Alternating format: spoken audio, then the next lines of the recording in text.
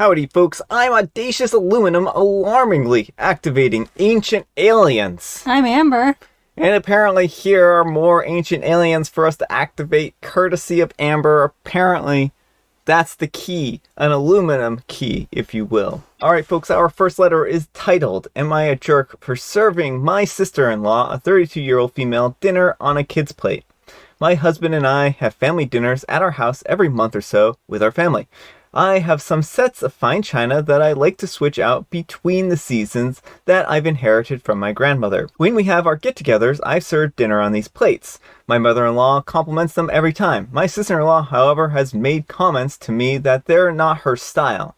I honestly didn't think twice about her comments until this past February when one of my plates was put in the sink broken. I chalked it up to an accident. Then in April, we had another dinner. This time, sister-in-law was carrying both her and her boyfriend's plates to the sink and accidentally dropped both. Again, no biggie at all. In May, she broke 2 more plates, and in June, she broke a plate and a cup. At this point, I was catching on. I brought up these concerns to my husband, and he brushed them off as accidents.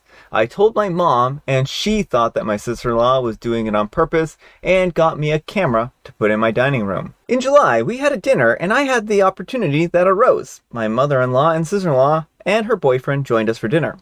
While our plates were still on the table, my mother-in-law asked how my plants were doing, and I said that I would show her. I told my husband to follow us outside so he could show her the plant that he's growing, leaving sister-in-law alone with her boyfriend. When we come back inside 5 minutes later, her plate was broken. When they left, I pulled up the camera footage and I saw that she stood up when we walked out and peeked around the corner and then threw the plate on the ground. I kept this video to myself. That brings me to this past weekend when we had our family dinner and we were joined by my in-laws, sister-in-law and her boyfriend, as well as my parents, siblings, and niece. I served everyone, saving evil sister-in-law for last. I brought her food out on a child's plate with a sippy cup and got those kids' silverware with plastic handles. She looked at me confused and said, "I think you have mixed my plate up with your niece's plate." And I said, "No. My niece's name is responsible enough to eat on grown-ups' plates. If you're going to act like a child in my home, I'm going to treat you like a child in my home." She tried to play coy, but I had my iPad ready and I played the video to everyone at the table. She started sobbing and swiped the kid's plate off the table and stormed out. My in-laws both apologized and offered to pay for replacement plates, but I told them not to worry about it. Despite this, we still had a nice time. When everyone left, my husband told me that I was out of line and cruel. But I told him that this has been happening for months, and I've told him that it was bothering me multiple times. It's Wednesday, and he's being a little cold with me, and I also got a text from my sister-in-law's boyfriend asking me if I would apologize because I really embarrassed her.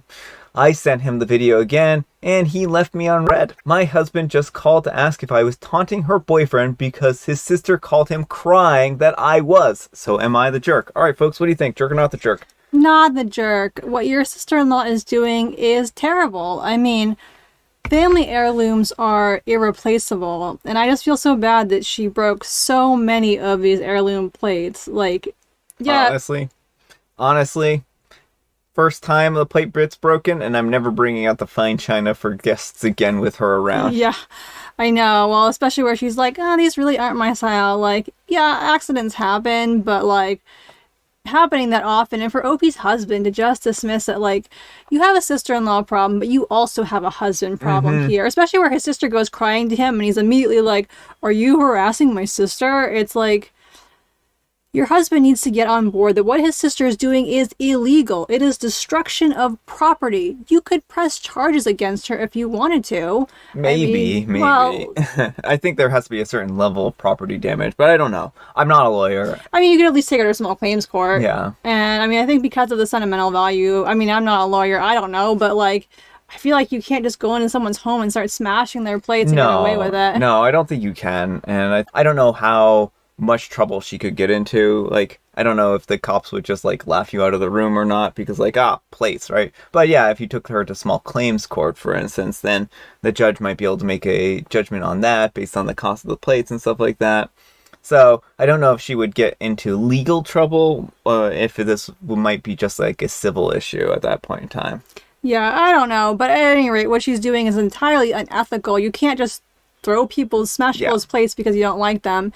And why your husband isn't chewing out his sister for this is beyond me.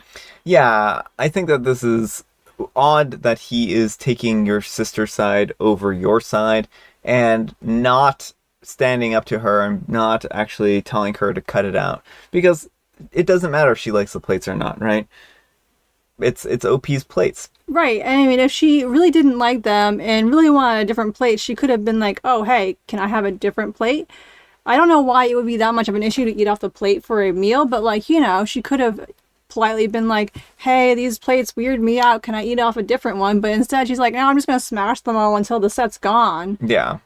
So let me know what you folks think. So anyhow, take care and good luck. Alright folks, our next letter is titled, Am I a Jerk for Freaking Out on My 38-year-old female husband, a 35-year-old male, for leaving our daughter, a 6-year-old female?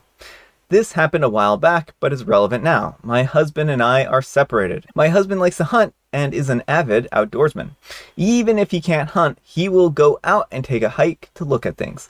Well, he tried to get our daughter to go along too, though I'm not entirely sure that it was her idea of fun. He decided that he was going to go on a hunting trip.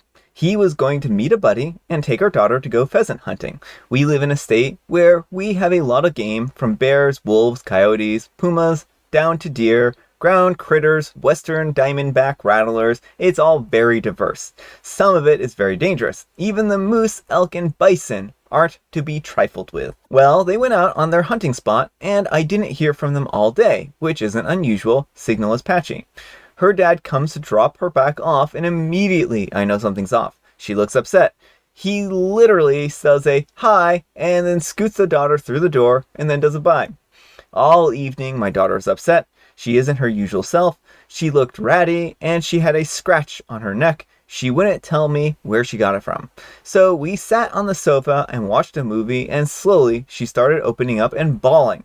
Turns out that my husband and his friend left my daughter in a cornfield alone for a decent amount of time. I couldn't even get how long it was out of my daughter, but it was long enough for my daughter to melt down, throw the corn that she picked into the river, and then fall on a broken corn stalk. How she had that scratch on her neck. She said that she yelled for them, but they couldn't hear her. They left her all alone because she couldn't cross a deep, vertical gully. I spent the rest of that night consoling her. I really also get the feeling that my husband yelled at her or told her not to tell me, which just makes me even more upset to the point that I can barely function. I saw red. I waited till we were together in person, and I gave my husband the most vicious, tearing apart, rage-filled talking to I've ever given him in my life. Things haven't been good since, and I have no idea if I can even forgive him for that. He keeps saying that it wasn't that long, and that they weren't that far away, that it took them time to get back, all of the excuses. I don't believe him on it at all. He wants to reconcile and doesn't seem to understand why I don't want to. I really think that this is over, but he is so adamant that he didn't do anything wrong. My daughter hasn't been the same since, and she won't even let me out of her sight most days. She has literally become a stage 5 clinger, and it just breaks my heart. Am I being unreasonable here? Alright folks, what do you think? Jerk or not the jerk? Not the jerk. What your husband did is abusive, neglectful. I mean, this is just absolutely traumatizing. I think the first course of action is to get your daughter into therapy, who can help her work through these anxiety issues she's been having since this incident. I understand her fear of abandonment because, your parent who you trust leaves you alone in a cornfield. That's not going to be good for your psyche. Well, and she's 6, right? Mm-hmm. And I mean, when you're 6, a minute feels like a long time, right? So even if it was just a few minutes, well, even if it was like a half hour, right, it's gonna still seem like an eternity to a 6-year-old. And this was, of course, neglect, because you live in an area that is dangerous, right? There are dangerous creatures. And if she had come across a snake, for instance, in that amount of time, then what would have happened then, right? Right. And I think that this is really important to consider, that he may have very well put her life on the line by what he did here. Yeah, well, even the fact that just that there was a river nearby, I mean, what if she fell into the river or thought, let me go play in the river for a second? Like, there's all kinds of bad things that could happen in even a very short span of time. Yeah. So I think that this was really unacceptable for him to do this. I think that Amber hit the nail on the head, that this is a neglect, and that you shouldn't allow him to be around your child alone again, because this is not a good thing at all. And Opie mentions in the comments that he's a very prominent veterinarian, so that makes things a little more difficult, but definitely document what you can. I think going for a divorce is a good idea, and then custody might be tricky because you want to make sure he can't have her unsupervised if possible, and that's where also where a psychologist may be able to come in. They're mandated reporters. Yeah. So she will have to document whatever your daughter says, and you could use that in a custody battle. Yeah, I think definitely getting her to open up to a therapist and working through these issues is probably going to do a lot of good on a lot of fronts. But let me know what you folks think. So anyhow, take care and good luck. Alright folks, our next letter is title. Am I a jerk for responding with, I don't even know? My partner is a 55-year-old male and I am a 35-year-old female, and we went out to dinner this evening following another unexpected obstacle/false alarm. My partner has this habit of asking me a series of very insistent questions, which is anxiety-provoking for me. First, he asked me what dish was served to a neighboring table, asking again in another way after I responded with, I don't know.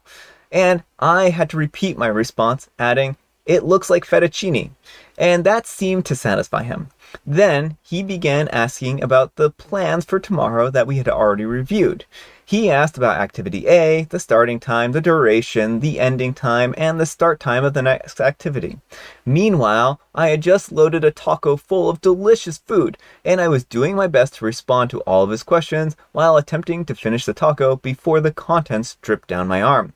Then he asked how far activity A was from activity B, and I said, I don't know. I can look that up again later, but right now I'm eating. He seemed to be offended by that and asked again. At this point, I started losing my mind, saying that I don't know, and that he still wouldn't let me finish my taco in peace, and I explained, I have been giving you subtle, nonverbal hints that right now is not the best time to ask me these questions because I am eating and you're not picking up on any of my hints. He stood up furious, asking me how dare I treat him that way, and to let me know that I would be walking home. On the way out the door, he paused, looked back at me, and asked, are you going to apologize? And when I turned away from him, he left the restaurant. Alright folks, what do you think of this one? Not the jerk. It sounds like this is a consistent pattern of behavior, and it gives you a lot of frustration and anxiety. The first thing I have is like, have you expressed how much anxiety it gives to him before? If not, it might be worth like sitting him down when he's in calm situation and explaining that all of these questions give you a lot of stress and anxiety, and you would appreciate it if he would hold off or only ask a few questions at a time or something like that. Well, it's also kind of annoying because, like, one, why does it matter what the other table's having? And if he's really that concerned, why doesn't he just go over there and ask them if he's really that worried about what the other table is having for food, right? He can use his own eyes, he can use his own senses, he knows as much as you do. You're not telepathic, you can't figure out what people are having just by looking at it. He has those same abilities of observation, so I don't know why he's relying on you in these situations. Yeah, well, and he also should be able to Google that information. And I'm wondering if it's some sort of, I don't know, like, because I know sometimes people will ask questions to, one, like, alleviate anxiety, or, like, so I'm wondering if there's some kind of mental health thing going on, which is still not, you still don't have to put up with it, even if that's his response to getting anxious, is to ask you a ton of questions. It's okay to be like, this, I can't handle this. Yeah. So it might be worth for him to talk to a therapist if this is a consistent pattern of behavior he does with people. He asks a lot of questions to try and get to the root of why he does this. Yeah. So if you want to work through this, help to talk with a couples counselor and discuss this issue. So you have that neutral third party there who can help you talk through it. Yeah, I mean, I think that's all very reasonable. I think at the end of the day, you two need to learn how to communicate, and you need to express how much this frustrates you and how much it upsets you, and he needs to respect that these aren't the type of questions to ask you. Yeah. And I was going to also say, like, not everyone gets nonverbal cues, so that's the other thing I was thinking is he may be very oblivious to nonverbal cues, so you may have to be more direct with him in the future if this is a relationship you want to continue. Yeah, I mean, and again, like, people in relationships have ways of communicating, and this is clearly not a way that he can pick up on easily, so I think a direct form of communication is better. But although, like, OP did try to give him direct forms of communication, and then he had a temper tantrum and stormed out. Right, and that's where things like it breaks down when OP like tries telling him no, and that's my big concern is like it doesn't sound like it was just I had no idea that you were not comfortable with this question. It's like, oh well, now you're not answering my questions, I'm gonna go walk off. And so it may not be a good relationship. The age gap also concerns me a little bit. Yeah, but she's still a little bit older. But I mean, it's still like he's 20 years older. Well, she's 35. Oh, you mean she's older, not like 20 or something? It's not like she's 18, right? And dating a 50-year-old person, right? That's just, that would be I think the power dynamic is a little bit less of a concern here. It still could be a concern, but at 35, she probably is already well established in her career and has a lot of other things going where she could just leave him if she wanted to, right? It's not like if you're an 18-year-old and they're like your sugar daddy and they're your only place to live, you don't have a career, you don't have an education, the power balance there I just think is a little bit different, and I do think it might be a concern, don't get me wrong, but I don't know that it's as much of a concern as it could be in certain situations. Well, I'm saying I don't know. It's worth exploring if there are issues in the relationship. Like, does he talk down to you often? Yeah. Because right here, he's not treating you like a partner. He is just like gets furious with you for asking him, hey, can we not do this right now? Yeah, exactly. But let me know what you folks think. So anyhow, take care and good luck. All right, folks, it is tea time. Grab your beverages of choice. I've got a beverage of choice right here, and it's in the finest china that's available in our home. Well, almost. And Amber, she's got a joke. How do you make a jellyfish laugh? Well, I can tell you exactly how you make a jellyfish laugh because jellyfish surprisingly are jovial. And so all you need to do to make them laugh is you tentacle them like an octopus. Yeah, with 10 tickles. With 10 tickles? That works better with like squid, doesn't it? Like, how do you make a squid laugh? With 10 tickles. Ha ha ha ha ha. Jellyfish is just kind of like they're happy because they're made of jelly. And I've got Mega Man. Alright, folks, that's all the time we have for today. Thank you so much for watching. Happy Friday, Junior. Happy Friday, Junior. Thanks to Amber for joining me today. Thank you for having me. Amber, speaking of joining me today, we need some kind of moral advice and or guidance, and please have it something written on the side of a sippy cup. Shatterproof. I guess that's a moral. Shatterproof. Thanks so much for watching, and we'll see you all tomorrow. Bye. He decided that he was going to go on a hunting trip, and he was going to meet a buddy and take our daughter to go peasant hunting. Oh, those peasants. More millionaires, billionaires in our stories.